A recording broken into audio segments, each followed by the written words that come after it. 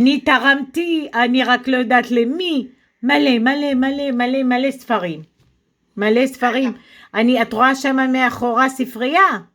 זה אתה רוצה שנדע שאת קוראת ספרים? אז זהו שאני לא קוראת, בגלל זה נתנתי אותם. לא, סתם קנית ולא קראת? תראי, פעם קריתי הרבה. אחר כך, שקריתי, אז הייתי קוראת את הדף הראשון. בשני הייתי נרדמת.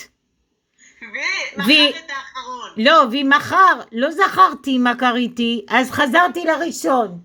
וככה איזה חודשים עד שהגעתי לאמצע של הספר, וגם הידיים נרדמו לי, ואמרתי די, לא צריך. אז מתי שמדברים איזה ספר, אני שואלת, אומרים לי לא לגלה לך את הסוף, אני אומרת תגלו את הסוף, גם בסרט, אני קודם הולכת לסוף, ואז אני רגועה, אני לאט רואה את הסרט.